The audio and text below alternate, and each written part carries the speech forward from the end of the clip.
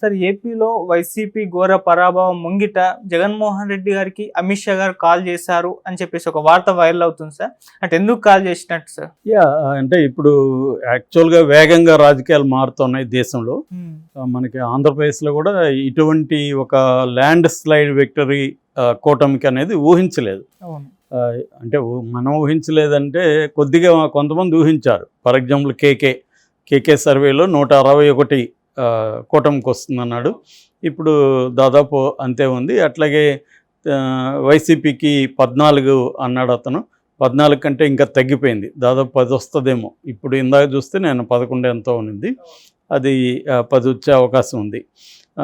So ఏదేమైనా తగ్గిపోయే అవకాశం అయితే ఉంది, అది ప్రతిపక్షం కూడా రాదు. సో ఇక ఆర్టీవీ తరపున రవిప్రకాష్ కూడా 150 నిన్న ఎగ్జిట్ పోల్ చెప్పాడు. సో ఇలాగ కొంతమంది చెప్పారు, చెప్పలేదని కాదు, కానీ కాకపోతే వాళ్ళందరూ కూడా తెలుగుదేశం వైపు కూటమి వైపు ఉన్నారు కాబట్టి వాళ్ళు ఎక్కువ చెప్తున్నారు అనేది అనుకున్నారు. అట్లాగే నేషనల్ సర్వేలు కూడా ఈ స్థాయి విక్టరీని ఎవరు ఊహించలేదు, బట్ ఎక్స్ట్రీమ్గా వచ్చింది. లాస్ట్ టైము కూడా ఇంతే షాక్ ఇచ్చారు ప్రజలు, ఈసారి కూడా రివర్స్లో ఇంతే షాక్ ఇచ్చారు ప్రజలు. సో కొంతమంది ఎవరో చెప్తున్నారు ఇదొక విచిత్రం, లాస్ట్ టైం ఏమో చంద్రబాబు అభివృద్ధి అంటే చంద్రబాబుని చిత్తుగా ఓడించారు, ఇప్పుడేమో జగన్ సంక్షేమం అంటే జగన్ కూడా ఓడించారు. సో ఈ ప్రజలకి ఏం కావాలి, సంక్షేమం కావాలా అభివృద్ధి కావాలంటే రెండు కావాలి, బ్యాలెన్స్ కావాలి. సంక్షేమం అభివృద్ధి అనేది రెండు కోరుకుంటున్నారు వాళ్ళు. అందుకని రెండు లేనప్పుడు ఇద్దరిని కూడా ఓడించారు అనేది ఒక విశ్లేషణ. సరే, ఆ విశ్లేషణ పక్కన పెడితే ప్రజెంట్ మన టాపిక్ ఏంటంటే అమిత్ షా జగన్కి ఎందుకు ఫోన్ చేశాడు.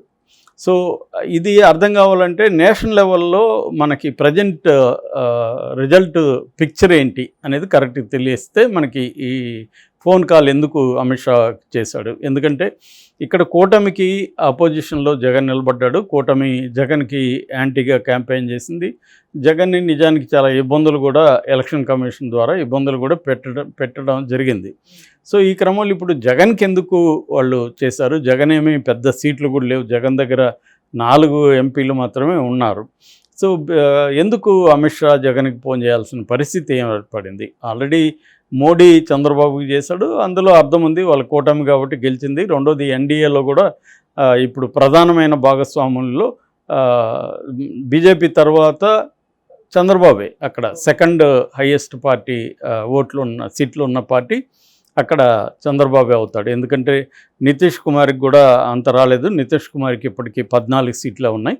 సో చంద్రబాబుకి సొంతంగానే 16 ఉన్నాయి, జనసేనతో కలిస్తే ఒక 18 అవుతాయి, ఇటు బీజేపీకి కూడా 3 ఉన్నాయి.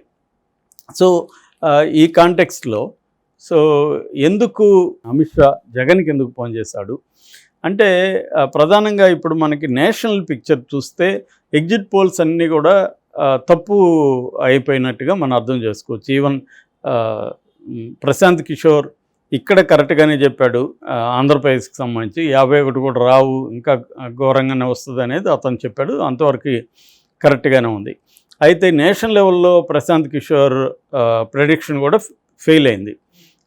ప్రశాంత్ కిషోర్ ఏం చెప్పాడు, నేషనల్ లెవెల్లో లాస్ట్ వచ్చిన 303 బీజేపీకి సొంతంగా ఖచ్చితంగా వస్తాయి, అంతకంటే ఎక్కువ వస్తాయి కానీ తగ్గదని ప్రశాంత్ కిషోర్ చెప్పాడు. ఇప్పుడు 303 కాకుండా ఇప్పటికీ చూస్తే 242లో ఆగిపోయింది, అంటే దాదాపు 61 సీట్లు తగ్గాయి లాస్ట్ కంటే కూడా. ఈవెన్ ఉత్తరప్రదేశ్లో కూడా సమాజ్వాదీ పార్టీ, కాంగ్రెసే బీజేపీ కంటే ఎక్కువ ఉన్నాయి.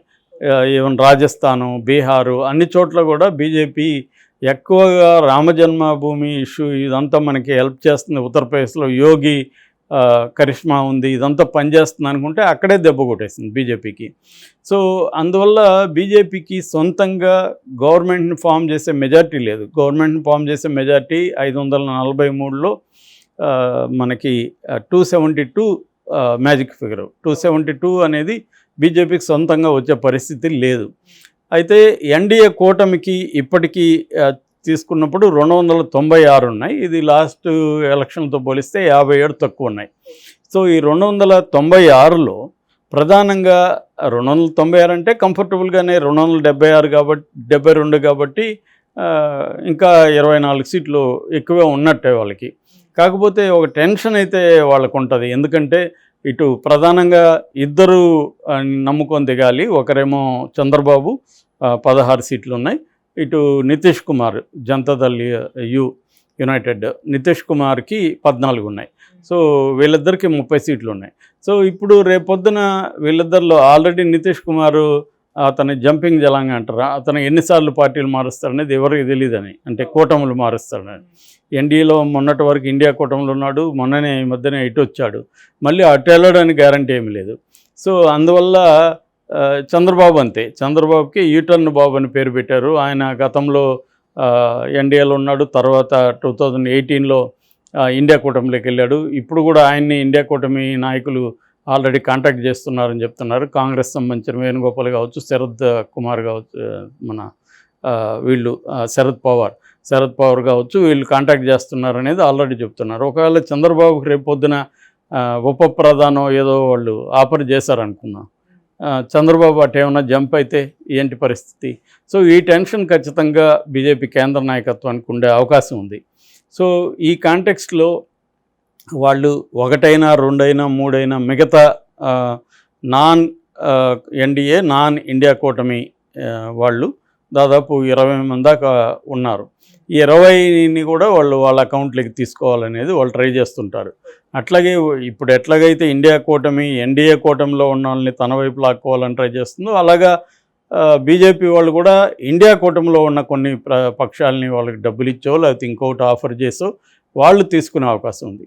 సో ఇప్పుడు జగన్ని ఈ 4 సీట్లకి మా అకౌంట్లో వేసి పెట్టు నువ్వు, నీకు మేము నిన్ను చంద్రబాబు నుంచి కాపాడుతాము అనేది. ఎందుకంటే ఇప్పుడు జగన్కి చంద్రబాబు నుంచి ఖచ్చితంగా టెన్షన్ ఉంటుంది. 2 రకాలు ఉంటాయి. ఒకటి పొలిటికల్గా జగన్కి 10, 12 ఎన్నో వచ్చాయనుకో, అవి కూడా మ్యాక్సిమం లాగేసుకుంటాడు చంద్రబాబు. సో ఆల్మోస్ట్ ఇంకా జగన్ ఒకడే మిగిలిపోతాడు, జగన్ ఒకరో ఇద్దరు మిగిలిపోతారు అంతే. సో అట్లాంటప్పుడు ఇంకా అది చాలా ఘోరమైన పరిస్థితి. అంటే ఒకప్పుడు పవన్ కళ్యాణ్కి ఉన్న పరిస్థితి ఇప్పుడు ఉల్టాలో జగన్కి వచ్చింది.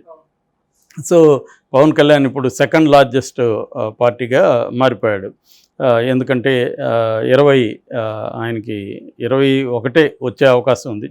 అంటే 100% స్ట్రైక్ రేట్లో వచ్చే అవకాశం ఉంది. సో ఏదేమైనా జగన్ పరిస్థితి అత్యంత ఘోరంగా ఉంటుంది పొలిటికల్గా. రెండవది పర్సనల్గా తీసుకున్నప్పుడు ఆల్రెడీ ఉన్న కేసులు ఎలాగో అవి సెంట్రల్ ఏజెన్సీల కింద ఉన్నాయి కాబట్టి ఈడీ అండ్ సిబిఐ అదే ఎట్లాగో వాళ్ళు ఆపుతారు. ఇక చంద్రబాబు అనుకుంటే ఏం చేస్తాడంటే రేపొద్దున ఇసుక, మద్యం కుంభకోణం, ఇంకా రకరకాల కుంభకోణాలు ఆల్రెడీ జగన్ మీద వీళ్ళు మాట్లాడుతున్నారు.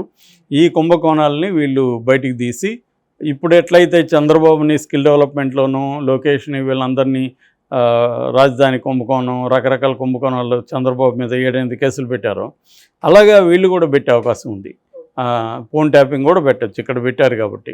సో ఇప్పుడు రేవంత్ రెడ్డి ఇక్కడ ఏం చేస్తున్నాడో అదే జగన్ మీద కూడా అక్కడ వాళ్ళు చేసే అవకాశం ఉంది. సో ఇది చేసినప్పుడు జగన్ ఖచ్చితంగా మళ్ళీ జైలుకి వెళ్తాడు. ఆల్రెడీ జోకులు వినిపిస్తున్నాయి. రాజమహేంద్రవరంలో రాజమండ్రి సెంట్రల్ జైల్లో చంద్రబాబుని ఏ బ్లాక్లో పెట్టారో అక్కడ అదే పెట్టాలి, దోమలు ఇవన్నీ వ్యవహారం అతనికి కూడా ఉండాలి అనేది వాళ్ళు మాట్లాడుకుంటున్నారు. ఆల్రెడీ వస్తున్నాయి. ఆల్రెడీ రివెంజ్ స్టార్ట్ అయింది. ఆల్రెడీ ఎన్టీఆర్ యూనివర్సిటీకి వైఎస్ఆర్ అని పెడితే ఇప్పుడు ఇందాకే వీడియో బయటకు వచ్చింది. తెలుగుదేశం వాళ్ళు ఎన్టీఆర్ని పీకేసి వైఎస్ఆర్ని పీకేసి మళ్ళీ ఎన్టీఆర్ని పెడుతున్నారు. అంటే రివెంజ్ స్టార్ట్ అవుతుంది. వీళ్ళని కంట్రోల్ చేయడం కూడా కష్టం అవుతుంది. ఎందుకంటే చంద్రబాబు కంట్రోల్ చేయలేడు. ఒక రకంగా లోకేష్ కూడా చంద్రబాబును కూడా కొంచెం నువ్వు కొద్దిగా సైలెంట్గా ఉండు, మేము చూసుకుంటామన్న పరిస్థితిలో ఉంటారు. వాళ్ళు ఆల్రెడీ చెప్పారు చంద్రబాబు అభివృద్ధి చూసుకుంటాడు, నేను వీళ్ళ సంగతి చూసుకుంటాను లోకేష్ ఎప్పటి నుంచో చెబుతున్నాడు. సో ఈ కాంటెక్స్లో జగన్కి ఇప్పుడు ఒక ప్రొటెక్షన్ అయితే అవసరం. ఆ ప్రొటెక్షన్ సెంట్రల్ నుంచే ఇవ్వాలి. సో సెంట్రల్ నుంచేమో బీజేపీ ఏమో చంద్రబాబు మీద డిపెండ్ అయ్యి గవర్నమెంట్ ఫామ్ చేసే పరిస్థితి బీజేపీ ఉంది.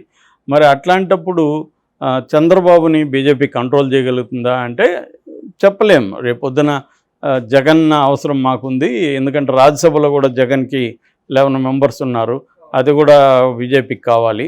అట్లాగే ఈ 4 కూడా వాళ్ళ అకౌంట్లు వేసుకోవాలి. సో ఇది ఉన్నప్పుడు మేము చంద్రబాబును కొద్దిగా కంట్రోల్ చేస్తామని జగన్తో బేరాలాడడానికి ఏమన్నా చేశాడా అనేది మనకి పాజిబుల్ ఇది ఆన్సర్. అదర్వైజ్ జగన్కి ఆయన ఫోన్ చేయాల్సిన అవసరం ఏముంటుంది?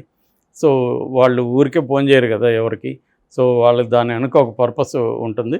సో గతంలో కూడా చంద్రబాబు కూడా 3 ఎంపీలని అటు పంపించాడు. సో ఇప్పుడు జగన్ వంతు వచ్చింది. గతంలో చంద్రబాబు ఏ పరిస్థితిలో ఉన్నాడు, జగన్ ఇప్పుడు ఆ పరిస్థితిలో ఉన్నాడు. ఇంకా కొంత ఘోరమైన పరిస్థితిలో ఉన్నాడు చంద్రబాబు కంటే కూడా.